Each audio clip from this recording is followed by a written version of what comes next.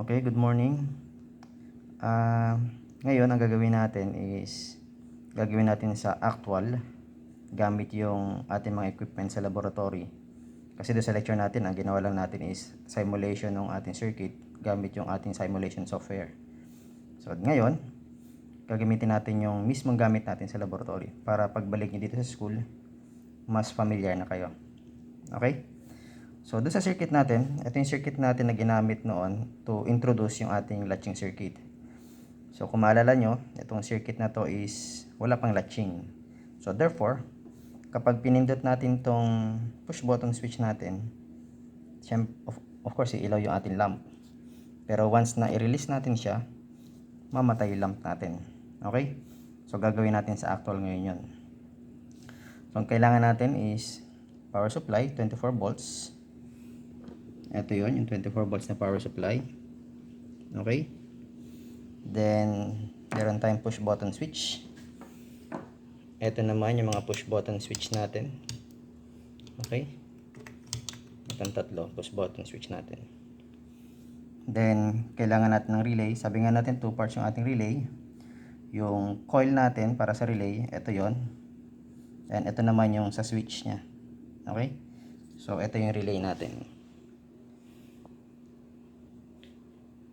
Ito yung isang relay, isang buo yan, another relay, and another relay. Kung napansin yung symbol dito, meron siyang parang rectangle. Ito yung sa coil natin. Bale, ito yung part na ito. Okay? Then yung switch na to, ito naman yun. So, kung napansin niyo, meron tayong 3 terminals dito. Itong pin 12, pin 14, tsaka pin 11.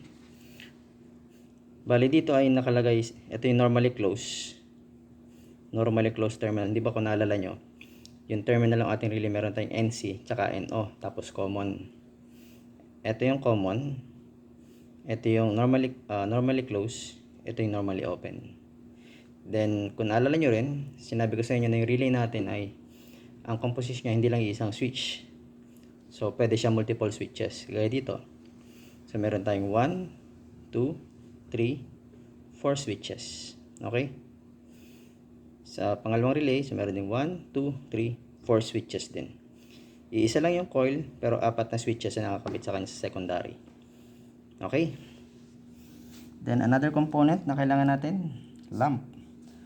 Ang lamp natin is built-in na rin dito sa ating mga switches. Kung napansin niyo, meron tayong symbol dito na ito. Ito yung lamp. At ito yung terminal natin para sa lamp. Okay? Ibig sabihin, kapag kinabit natin dito yung ating, ginamit natin to, itong terminal na to, ito yung para sa lamp na to. Iilaw siya, kulay green. Ito naman, pag ginamit natin yung terminal na to, iilaw naman to, para sa kulay yellow naman. Then ito naman, para sa kulay white. Okay? Yung switches natin, ito yung mga symbols nyo. Normally open, normally close, normally close. Itong mga to is connected dito lang sa switch na to. Ito naman, ito yung mga switches na connected dito. Okay? So, let us try to connect yung ating circuit. So, sa pagko-connect ng circuit, so, dapat unahin muna natin is sabi nga safety. So, dapat, hindi muna nakasaksak yung ating power supply. Ito yung power supply natin. So, wala muna siyang saksak. Okay? And of course, naka-off. So, pagkakabit, kailangan natin ng wire. Ito yung terminals natin para sa positive. Ito yung terminal natin para sa negative. Or zero or ground, sabi nga nila. So, lagyan natin ang terminal dito. Then, etong terminal na to, itong buo, kung napansin niyo, isang line lang siya. Ibig sabihin nun, kapag kinabit ko ito dito, interconnected na sa loob yan. Okay? May signal na dun sa bawat terminal na yun. Iisa sila ng port or iisa sila ng terminal. Okay? So, babay-bay lang naman natin yan. So, 24 push button switch. Ang push button switch natin ay ito. Bali, itong linya na to, itong line na to, ito yung line na yun. Okay? Then, sa point na yon, nakakabit daw yung ating push button switch. Ito yung push button switch natin. Ito na lang gamitin natin. So, yung positive, connected sa normally open na push button switch. Take note ha, normally open. Normally open, normally open, normally close, normally close. Okay? Next, naikabit na natin itong terminal na to. Opposite ng ating push button switch, connected raw dun sa solenoid ng ating coil ng ating relay. So, kuha tayo ng wire. Opposite. Tapos, ilagay ito dun sa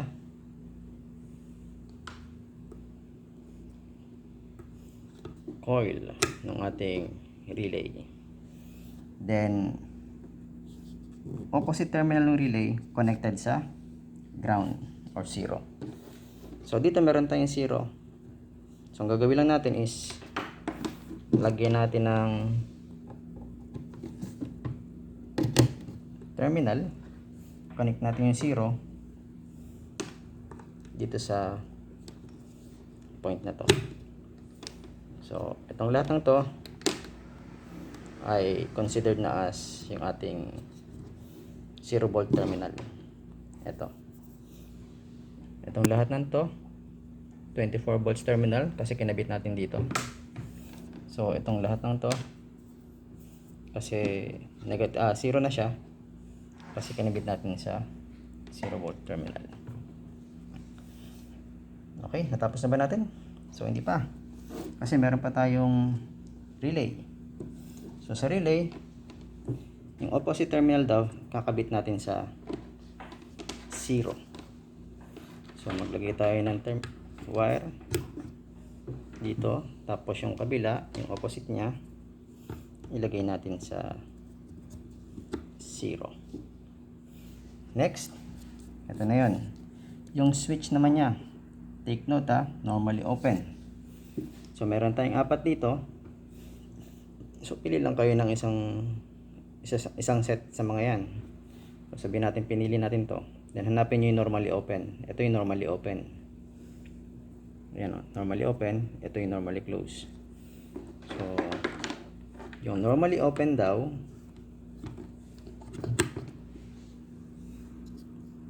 connected sa 24. 24 to. So, ikabit lang natin doon. 24. Okay? Then, yung opposite terminal niya, ito yung opposite terminal, connected naman sa lamp. So, kunin natin to. Ito na lang green ang gamitin natin. Okay? Then, opposite ng lamp,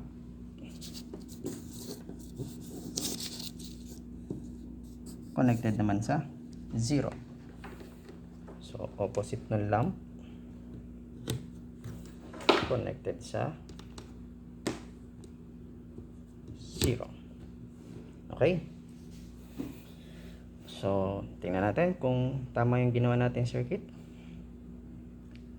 So, again, ang mangyayari dito, kapag pinindot natin siya, iilaw yung lamp natin. Kapag nirelease natin pagkakapindot, mag-o-off yung ating ilaw. Okay? So, try. Saksak na natin.